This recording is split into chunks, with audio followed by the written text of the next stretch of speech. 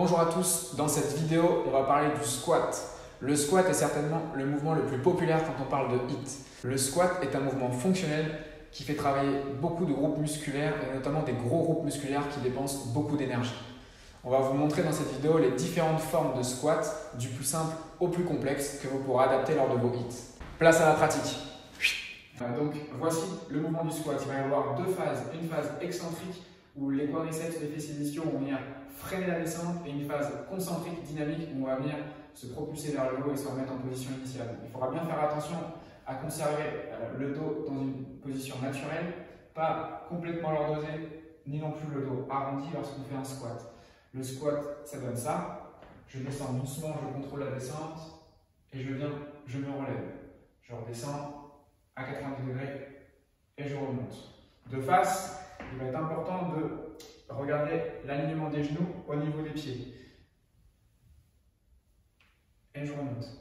Souvent, on se rend compte que les gens qui font des squats, les genoux partent en X, notamment comme ça. Ça, c'est pas vraiment un vrai squat. De même, les gens qui écartent les genoux quand ils font un squat, pareil, c'est pas vraiment le bon mouvement.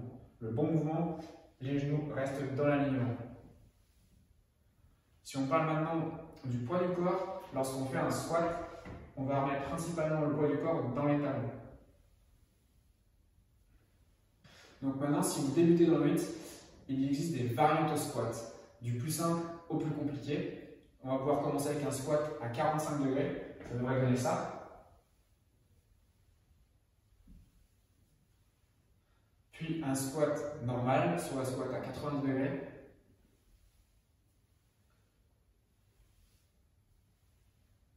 Enfin, le squat complet ou le deep squat.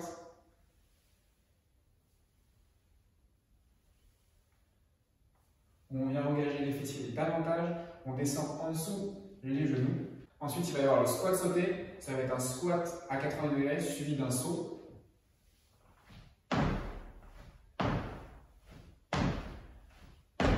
On peut faire varier la hauteur du saut pour pouvoir augmenter la difficulté et l'intensité.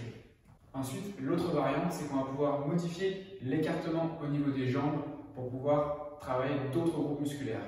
Par exemple, le sumo squat, on va ouvrir un peu les hanches, les pieds à 10h10, on va engager davantage les fessiers et les adducteurs en excentrique lors de la descente, et ensuite on va chercher à remonter. De la même manière que pour le squat, les genoux vont rester dans l'alignement des pieds. De profil, ça donne également ça. Le dos va rester toujours lordosé, le poids va toujours être dans les talons. Je contrôle la descente et je remonte.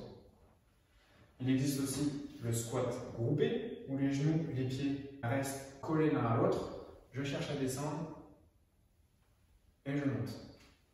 De profil. Donc, jusqu'ici, c'était pour vous présenter vraiment le mouvement du squat. Maintenant, lors de vos séances de HIIT, étant donné qu'il faut mettre un maximum d'intensité dans votre séance, il va falloir exécuter le mouvement à une vitesse beaucoup plus rapide. En vrai, ça donne ça.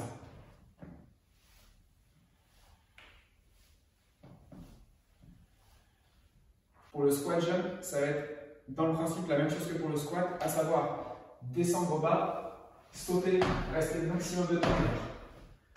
Un mauvais squat jump, ça va être plutôt ça. Ici, il ne se passe rien, on n'engage pas les muscles. Ce genre de mouvement est à proscrire lors de vos HIIT. Il va être d'abord important de bien réaliser le mouvement pour ensuite chercher l'intensité lors de vos séances. Donc focalisez-vous sur la réalisation et l'exécution du mouvement et ensuite donnez un maximum d'intensité lors de vos séances de HIIT. Lors de votre entraînement, si vous cherchez des squat jumps mais qu'au bout de 15-20 secondes vous avez du mal à effectuer le mouvement, repartez sur des squats complets ou des squats à 90 degrés pour envoyer un maximum d'intensité dans votre séance. J'espère que cette vidéo sur le squat vous a plu et on se retrouve très bientôt pour une prochaine vidéo.